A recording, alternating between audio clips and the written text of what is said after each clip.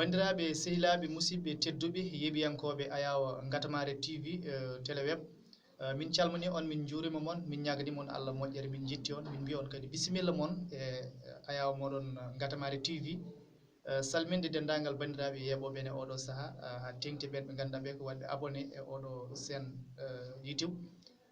en calmini foof en juurima foof en ñaganima foof en jaam en gari e tonggode meɗen adande yewtere meɗen goƴaji rendo yewtere men goƴaji rendo noon addi en hannde ha ɗo e wuuro meɗen Namrel noon ko Namrel beeli lele sikki ala Namrel ko woto e guure tawague e commune mo Gamaji Sare heptinago hen kono hakkude mum kadi e wuuro meɗen Djoum ko 5.6 kilométre ko toon tigui woni to mbaɗeten hannde ɗo yewtere witende goƴaji rendo ina addi en ɗe noon hannde goƴa men to banggue cellal tawi alhamdoulillahi rabbil alamina koyɗe dabɓa ɗi wonande ɓen rewɓe ummotonoɓe ɗo e Namrel jaaha to cuuɗi goɗɗuɗi gam ɗaɓɓoyde ngal gueɗal ngal jogorɗen haalde tawi kadi ko goto e ɓiɓɓe leeñol ngol addi ɗum ɗo e tene Namrel on woni holon ko Harouna Gala Dialalo Ba mo ganduɗa o ko haut conseiller des collectivités territoriales kono kadi ko kañum woni e président INOS ko kanko woni sababu hannde ngal ɗo ñallal men gartu hen hano hannirta ni saabu o soodi koko foti ko wiyete ko radio échographie o addani ɗum dispensaire mo Namrel e rendo taarigo Namrel foof gam wawa ɗum hutorade gam kadi ɓurde timminde e cellal rewɓe e nokkuji jeeri ɗum noon min ketta hen omo ganduɗa ko kañum tigui woni Moussa Demba Donguel Sow wondude e Salif Harouna Ba Moussa Demba Donguel Sow ko kañum wonno kalfinade kala ko fati e ko wiyete ko organisation ñalawma o kono omo ganduɗa kañum woni Salif Harouna Ba ko kanko tigui woni président comité de gestion dispensaire mo Namrel men kettoɓe joni monsieur le chef de district nde yinno ɗum yettude en cuwa ɗum andude ko ɓoyani ko ari ɗo mais heɗen calmini ɗum eɗen juuro ɗum eɗen bismo ɗum mais heɗen tentina heɗen ceetto équipe mo gonɗo ko équipe tiiɗ moƴƴo la preuve wonko feeri ɗo wadde ɗo e labgal kamɓe ɓe mbaɗi mobilisé ɓe mballoyi labgal naaɓe wadde koye maɓɓe sénégalais tagi ɓe mbaɗi ɗum donc ɗum min ceetto ɗum min jetta mben min kadi jetta adjoint sous préfet garɗo mben min duwono ɗum duwaw baɗaɗe hen yo Allah jaaba ɗum yo Allah hokku ɗum fandare no président de la république dañe munde o tawa ɗum hen ɗum wasa sowde kadi hokku ɗum kadi promotion pour ɗum Allah ina wawi ɗum yo Allah waɗan ɗum ɗum heɗen calmini monsieur le maire kañumne hanki o ummi koye nder jamma Saint-Louis min jokkodirno pour gargol ɗo e ɗum o ari o sofnani gargol ngol ma won yimɓe sappo e nder comité commune mo Gamaji Sare responsable e nder Gamaji Sare joguiɓe cellal e nder Gamaji Sare commune o arde mabɓe kamɓe fof auto ɗiɓe mbaɗi ɓe gaari donc monsieur le maire a yettama hen a juurama hen min beltima min ɗum mawne amen heɗen jetta noon Harouna Gala Harouna Gala ɗum ɗo o woyi ɗum wona ɗum ɗo tan no waɗi ɗo yette ɗum tagi nde o haalen amen ɗum ɗo dañama hawri kadi eɗen gone pandémie o hollita amen mbaɗe organisation mais oto organisation heewa ɗum tagi eɗen jogino radio eɗen mbawno hirjinde yimɓe fof gara calliɗen mbiɗen ala en mbatta ɗum hay seɗen nodde yen ƴeewa tan hirfaɓe jonniɓe cellal e nokku he jonniɓe pelle e nokku he jonniɓe martaba diino e nokku he ɓe nodde soɓe nodde kadi noddiri téléphone ɗo ɓe noddiri communiqué ɗum waɗama ɓe sikki ɗum tagi oɗo seeɗa ari ɗo yete so waɗanoma noon wonno so wonano pandémie ine wawi waɗen ko ɓuri ɗum eɗen gandi kadi kala garannoɗo wiyama oto arɗo tawa waɗani masque ɗum tagi noon ɓe sikki he wonɓe ɗo goto fof addi masque mum ɗum ko ɗoftade nelal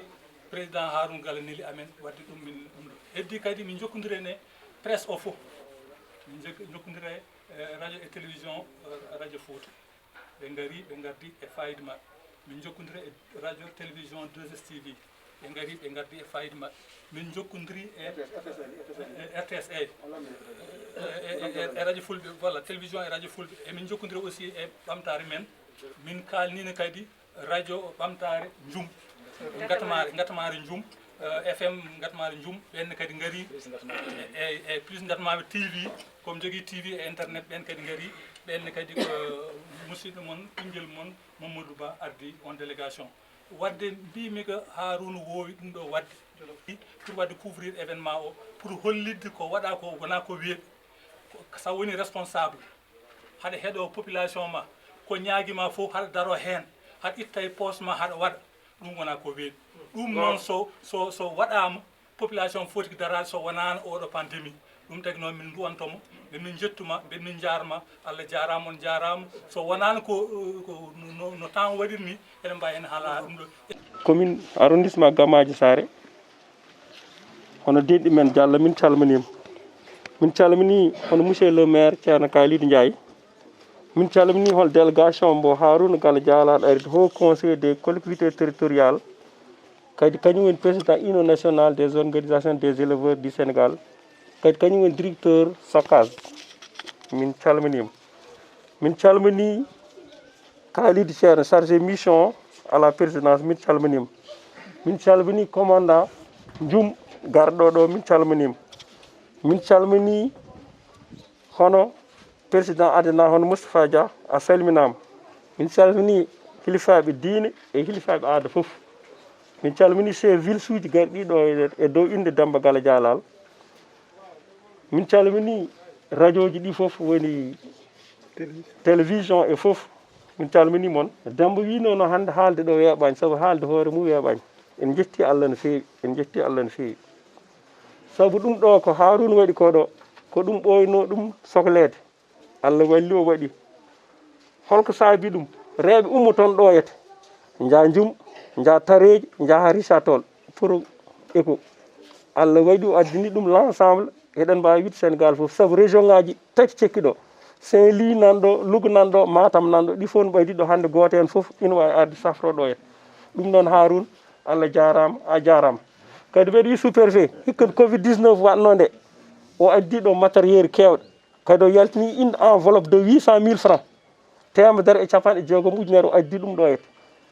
temedere ujunere nde o walli ɗum pharmacie o 300 000 woni capanɗe jeegom ujunere nde o totti mutuelle santé o ɗum o winde he ballotirɗe taw jiidani ko addi ɗum noon Demba Galo wi ko addi ko ɗo hay goto wawa ɗum yo tetto noon neɗɗo siko waɗini hoore mum ñagate Allah tan ko yo doy komin ñaagui Allah ya ɓooy wadde kadi ya ɓooy ardade min beltima hen ha no fewi saabu ɗum ɗo ko ɗum caɗele amen holko saabi ɗum poste santé mbo Nammarel o ko ɗum 10 938 ko ɗum ujunnaji sappo neɗɗo e temedde jeenayyi e capan tati e jeetati neɗɗo woni poste santé oɗo komin ñaagui noon tawde Bokum nanɗo waɗane ɗum centre de santé pour jeeri ndi fof sa ƴeewi jeeri ala centre de santé ɗi ka tan koye godron he ɗum noon homin jiiɗi taw docteur Bokum nanɗo chargé mission nanɗo préfet nanɗo maire nanɗo en tant que haut conseiller des collectivités territoriales nanɗo ɗum noon homin ñaagui ɗum noon haalam hen fotani judde kadi population on wimon hoɓe jiiɗi jangga gueɗe ɗiɗi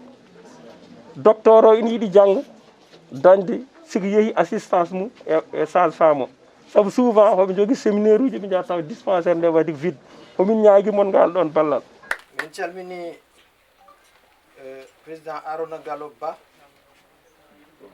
donc président de l'Union nationale des organisations des éleveurs du Sénégal. Oui. Par ailleurs, membre du Haut Conseil des conseils collectivités territoriales. Min calmini aussi monsieur Kalidou Thierno, chargé donc de mission. Min calmini chef de village uji wonɓe ɗo ɓe fof taariɓe e ɗo Nammarel. Min calmini imam e hilifaɓe diine wonɓe ɗo ɓe fof e hilifaɓe aada wonɓe ɗo ɓe fof. Min calmini équipe mo poste de santé mo Nammarel, gardiɗo infirmier chef de poste Nammarel ko Dominique Mendy, kañum e sage femme makko e équipe poste de santé o fof somi wi équipe o noon acteur uji communautaire wonde ɗo e Nammarel, matron relais hay acteur uji waɗoɓe sensibilisé au niveau de la zone kamɓe fof koye poste e jeeya e case uji ɗi kadi kamɓe fof ɓe calminama. ɓerde noon ko ñalawma weltare ko adda ɗo ko appareil échographie addude ɗum o ko ɗo e nokku o jeeya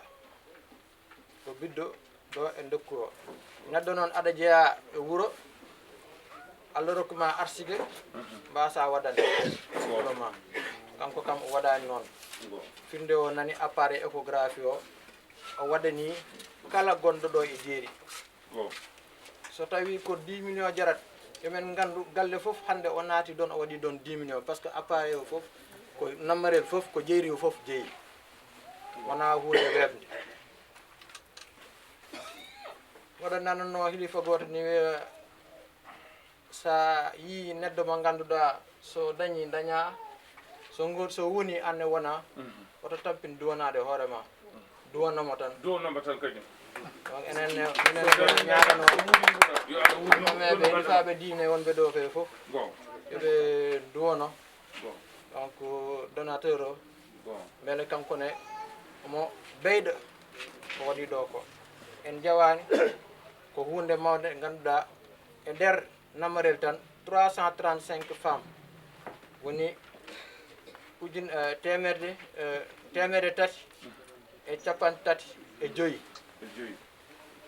rewɓe sowiɓe faɗete e hitande e kala mum e mabɓe foti yaade waɗoyde échographie ko ɗo ha jum laabi ɗi belani fof ne wawi arde hen moyen nguji pour yaade hay jum wayrano hono noon hande son jii oɗo Adja Ndiaye Sall gonɗo ɗo coordinatrice SRO mo district sanitaire mo Podor hande addimo ɗo ko pour wadde échographie tan rewɓe wonɓe ɗo ɓe sowiɓe e nder nammarel hande tan o waɗi 25 échographie ɗo ɓen ɗon fof fonno yaade ko ha jum jolo otoji joɓa ko ɓuuri koɓe joɓata ɗo ko soɓe jettima jum ɗum den ɗon caɗele fof hande gasiɗo e nammarel anni yo Allah timmin yo Allah timmin en mbiyama o jarama poste de santé o na gasani ɗum ko hunde kono eɗen paɗimo e goɗɗum hay connectivité hay mairie par ce que logement sage femme ene yiiɗa ɗo e poste he dañaka taw kala wawɗo hen wadde jungo mum wallude ceerno Kalidou wadde on ɗon logement kadi yo ar ndenden mbaɗen logement pour sage femme o par ce que sa dañi appareil o mbaɗowo manipulé ko sage femme so appareil o woni ɗo sage femme dañani condition to waɗa loge no moƴƴi nden appareil o kadi jahata nden ballenmo caggal nde kettiɗen ɓeeɗo musidɓe tedduɓe woni Moussa Demba Dongel Sow kañum e Salif Harouna Ba Moussa Demba Dongel Sow kañum halfina kala ko faati e organisation oɗo ñalawma en kettima hen ɓuuri ɗe ganduɗa ɗe hoɓe kaali ɗum faade oɗo appareil échographie ngam maɗum wawa naftude nokku hana hannirta ni kono kadi ɓe duttima e yettude oɗon bandiraɗo tedduɗo woni Harouna Gallo Dialalo Ba honorable caggal nde dañi pellital e yidde e ummande wawde addande ɓe ngal ɗo gueɗal kutorgal bangal fayida no fewi holliti hen weltare mum omo ganduɗa kañum tigui woni président comité de gestion woni dispensaire mo Namrel woni Salif Harouna Ba caggal nde kettiɗen ɓe kamɓe ɓeeɗo musidɓe tedduɓe men ketta joni omo ganduɗa kañum tigui woni ceerno Kalidou Yero Ndiaye eɗen gandi kanko woni maire commune mo Gamaji Sare te eɗen gandi ɗum koye goƴaji makko jeyno ina jeyno ni e eɓɓoje ɗe eɓɓuno e hitande hikka nde kono alhamdoulillahi rabbil alamina oɗo timminɗo guendiyankagal mum timminɗo ɓingu leydago muɗum soodi potene ngal ɗo kutorgal addi ɗum e dispensaire Namrel ceerno Kalidou Yero ina artan en sous préfet wini yo Allah ɓamtu golle ma amin walluma amin mi waɗa profité kadi mi waɗa plaidoyer won kala ɗum joni mi poste de santé mo Namrel yo wat érigé en centre de santé ko ɗum gonga par ce que ko huufi ko no yaaji par ce que commune Gamaji Sare jogui tan que 3 postes en kam an ɓuuri andu diwan o en calmini miñi meɗen Harouna Gallo Ba le haut conseil des collectivités territoriales ma en garte mum joni ba en calmini hilifaɓe les élus conseillers ji wonɓe monsieur le maire par ce que les deux adjoints min calmini le commandant de brigade gonɗo ɗo min calmini infirmier chef de poste mo Namrel en calmini aɗa équipement fof so haalama tan ASC ji fof nani toon andi commune Gamaji Sare mi wi ɗum nane min jogui poste de santé ji tati kese hen goto no wiye Halwar e réunion amen hade wonde budget débat d' orientation budgétaire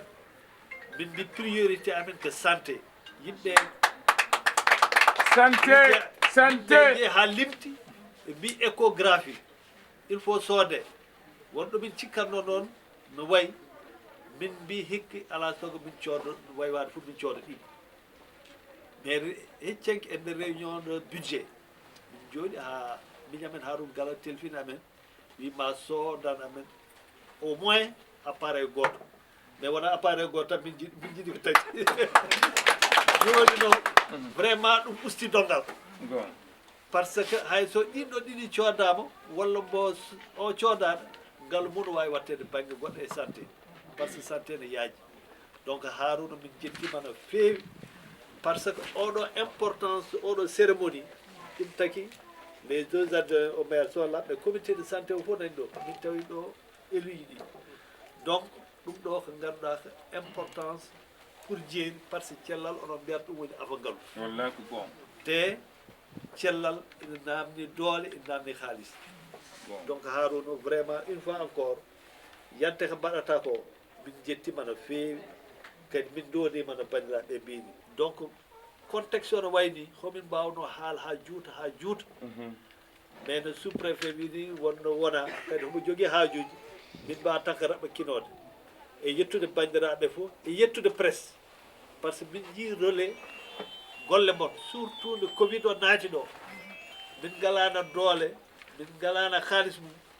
mais onon on kaale radio ji vraiment pour o mbaɗi sensibilisé golle mon minen omin jettomono oɗon fon ha joni ko hen wona donc continue golle par ce que enen fon ndendata daraɗen pour mbawet haɓede oɗon ñaw sous préfet waɗi haali ɗum he cenki il faut mbaɗen respecté ko tubato ko wiyata ko les mesures barrières woto puyne ɗum ganden ko ɗum hunde wonde daraɗen hen belma Allah wallan ceerten oɗo corona ko noon tigui yeeɓiyankoɓe ayaw habrirde Gatamare TV en beltanima dendagal bandiraɓe ha joni eɗen jokko taw ko ɗo e cuuɗi meɗen Namrel ha joni totteten konngol ko omo ganduɗa kañum tigui woni Harouna Gala Dialala Ba mo ganduɗa kañum tigui woni sababu oɗo ñalawma addude oɗo appareil échographie kono eɗen gandi kadi haɗani tan e appareil o yeehi ha yetti to banggue kisal woni sécurité woni gendarmerie gonɗo ɗo e Namrel o addaniɓe ko fotina daaba woni auto 4x4 mo ganduɗa o waɗi e juuɗe mabɓe gam newnandeɓe golle mabɓe ɗeɓe mbaɗata ɗo e zone jeeri o ɗum noon en kettoto hen Harouna Gala Dialala Ba haala ka makko sanne feewi ko idortomi d' abord hogoni sababu o mi joyɗi galle ha ɓoyani Moussa Hawa yanaga arti ari galle ina salminami wimi haalde mendi ko Namrel ala échographie ɓe namno mbaram yanani ɗon bo mbaram yanani ɗon ni sabu ɗum jafdima Namrel wiyama ala échographie walla jeerndi fof ala échographie tene ko debbo woni fof oui ko debbo woni fof tene ko machine o ko rewɓe faabato mbi Moussa hono wawi wonirde mbimi Salif okkam numéro mendi mbimi min woni wuuro balɗe nogas e vacance o mi meeɗa ɗum haalnede pourtant fon pini ɓeɗe adne ujunere haaju ɗo jooɗimi ɗo kono hay goto haalnanimi ɗum ɗo ala e nder e Namrel ɗum noon sababu o ko Moussa e mendi min Salif min jokkodiren Allah hoddiri Allah yeddetake ɗum tan jimi haalde kono ardi kono mi meeɗa hoyrude mi meeɗa sikkude kono ɗo machine on kono ngala e nder jeeri nde meeɗa ɗum sikkude sabu Allah addi ɗo ko heewi ɗo woni ɗo ko 2 forage nan ɗo e Namrel ɗum ɓuuri oɗo machine président Macky Sall ɗo 2 forage nan ɗo woni ɗa collége woni ɗo ko juma woni ɗo ko woni ɗo heewi gello machine guel singel heddima singel arani ina wawi ɗum fof naata e ndiyam ɗum fof naata e ndiyam ɗum yoolo ngel machine goo ngel gorel daɓɓe heewi ko nafata ndeke guele ndeke somi humpatini ɗum guila nden sikkumi guila 2003 ɗum kam man kal goɗɗum wona ɗum ɗo donc haal d' abord sababu ha kadi jimi haalde gon bisimilla haade mi salminde haade mi juurade ko rewɓe noon ittoɓe salminde sabu heɓe jeeyi ñalawma o ko heɓe jeeyi golle ɗe mi salmini rewɓe eɗo ñaagoɓe duwaw kadi mi okki mon duwaw yo Allah jaɓ eɗo ñaago yo ɗum ɗo yo nafa mon amin nafa nokku o amin siko mi yawti mi watte hen comité d' organisation Moussa Demba a waɗi no mbaɗanɗa sabu en kaldi Dakar mbimi jimmi ko hunde won hunde simple yo wayno koyɗol koyɗa pina tan taw yawti ko noon mbaɗirɗa bandiraɓe mi nani ko kalnon ko oɗo machine somi ko machine ngel wona yawde ngel sabu heɓde ngel saɗani no feewi saɗani kono noon fof ko Allah wiyamni weeɓat ko machine oɗon jimmi ko wona machine ko tundu jeeri tundu jeeri worga rewa hirnangue e funnangue wona tan nammorel ɗo jeeyami ɗo jimmi ko fof julɗo ɓiɗɗo adama hayso wona e commune o jeeya siko Allah hoddiri siko ari ɗo yo hutor ɗum no hanniri ni en e nder haala ma joni monsieur Bokoum won kalɗa a wi il faut ɗum hisne il faut ɗum fewne a fuɗɗirima hen yo hoɗorde sage femme o il faut toppitede ɗum ko an haali fof ko kalɗa ɓen wona cakan ɗum noon monsieur le maire walla nokko jinmi siko Allah walli men Salif yen ganduɗo suudu ndu ɗo heedata si sen ganduɗo heedata sigo leeli ko onon leelni machallah sabu oɗon machine wawata ɗo arde wiyambo omo juutade balɗe sabu omo wonɗo ɗo ko poɗɗomo rende ala ɗo woni ala ɗo hoɗi ɗum noon yo Allah wollu men taw wadde ko jokkodiri ɗum noon mbaɗe feere hoɗo ɗum daroto toppiɗon président Moussa Demba ɗum kam ɓeɗa andi ma yaw inchallah ɗum noon wadde ɓeɗa yiiɗi ɗum ɗon yen pawi ɗum e juuɗe Allah ɗum kam wasa tampide neɗɗo goɗɗo yo suudu ndu yo waɗe ko yaawi Salif pour denowo suudu ndu neɗɗo denowo suudu ndu denowo machine o walla korowo suudu ndu denowo machine o on kam foti hisde inchallah donc min mbaɗa toppito ɗum ɗon monsieur le maire inchallah mami toppita ɗum ɗon ene hanniri ni ina lofino e courant santiji kono ina jogii yimɓe wonɓe nder jeeri nde yimɓe yontaɓe nan toon annduɓe nan toon wawa firtude nan toon ɗum taki men suusde jeeri ndi ɗo sabu sono wonano ɓeɗo yimɓe sono wonano ɗeɗo pelle o jeeri ndi hande woni ɗo ɗo wona cakan sabu woni ɗo collége min mbino yowonto lycée on kalmo joni banam debbo Farimata en mbino en ndungo yowonto lycée holla joni lycée namni ko wonno nombre yimɓe ndeke fof ko haalɗo tawde ko waɗa e posa haljidi fof tan ko happu mum hôpital o min jiɗi ko haɗo hôpital courant inchallah ma ar hôpital yaade koye courant yaade koye lawol en mbawi wiide Macky Sall jarama ha timma eɗen gandi aduna yaade koye sécurité haade men yaade poste gendarmerie to ko toon ɓayriɗen joni kono noon mami haalum ɗo joni mi yetta chef de brigade o mi yetta colonel mi yetta général hande ɓe dokki jeeri ndi poste gendarmerie amon banggue men o ñamga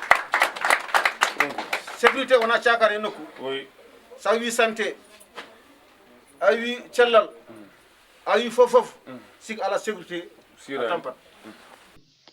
caggal nde kettiɗen Harouna Gala Dialalo Ba joni o en kettoto préfet mo ganduɗa kañum sous préfet mo Gamaji Sare ko kanko tonganata en ñalawma nde tawno gueɗe ɗe foof koye juuɗe makko gonno kanko yilanno golle ɗe e kanko e délégation mbo ardi eɗen gandi mo ardi e adjoint makko kanko o mo ganduɗa kañum woni Aliou Mbacké Diallo kettoɗen Aliou Mbacké Diallo ceerno Harouna Gallo noddimi pour haalandemi e projet makko wadde doté poste de santé o appareil échographie mbimomi ɗum weltare ɓuura ɗum mawnude o wi kam mbarma tawtore inchallah so Allah rokkimi cellal e tawtorede kala haaji momin dañnoy mami woppuno ara tawtorede ko ɗo jewtidmi hen e maire par ce que kala mbiɗo cellal andi ko compétence transféré santé fait partie des 9 domaines de compétence transféré aux collectivités territoriales maire o wi kam Harouna noddi kam mi weltima no feewi minnene mi tawtorede bateau nde parmi o noddi kam kiki de e wonno batuji ne kaɗira ɓe nden jewtidmi également e préfet mo Podor pamin mum min ko waɗete ko ɗo kanko ɓuuri weltade par ce que e saaha omo hawri ɗo saaha omo hawri ɗo ko saaha pandémie mo gananta ko ñaw e aduna o foof yeehi noon ha joni Sénégal ñaw fuɗɗima ɗo dañcude doole dente kewɗe nakkaɗira mais so woni neɗɗo dañi anniya ittude e jawdi mum wiyen arana wallita poste de santé ɗum autorité ji no poti arde tawtore ɗum mbaɗamo félicité mbaɗamo encouragé ko noon tigi ɗum noon en kettima Aliou Mbacké Diallo sous préfet mo Gamaji Sare eɗen gandi omo ardi omo ganduɗa ko kañum tigi woni adjoint makko ɗum noon ko kanko tongani en gueɗe ɗe en kettima Moussa Demba Sow Salif Harouna Ba emo ganduɗa kañum tigi woni maire Ceerno Kalidiro Ndiaye wondude e donateur woni gadduɗo ballal woni Harouna Gala Dialalo Ba bandiraɓe foof gari tawtorama machallah enen gandi foof waɗama e wawde ɗoftade kadi wiyete ko mesure barrière eɗen gandi kadi ko contexte gonaɗo woni sababu ha yimɓeɓe gardatani noon foof kono tan kala garɗo ɗo holliti weltare muɗum e ngal ɗo gueɗal ngal ganduɗa ɗo arani ɗo ko foof en ɗum noon en jettimo kanko Harouna Gala kadi baɗɗo feere ha ngal ɗo gueɗal wawi addede ɗo e namrilde tawno ko ɗum gooƴa mo ganduɗa o foof en ene joguidino hen oɗo gooƴa wonno ko yewtere moɗon gooƴaji renndo ɗo tonggode muɗum adande e ayaw meɗen habride witende Gatamare TV en jetti dendagal bandiraɓe yeɓoɓe ene oɗo saaha en jettiɓe kamɓe kala ɗum noon Allah jarama on jarama so tawi wayno jiɗirɗon ni ko ɗum tigui mbaddanɗen siko manki noon wadede kadi bandiraɓe eɓe ñagoni yankoye Allah jarama on jarama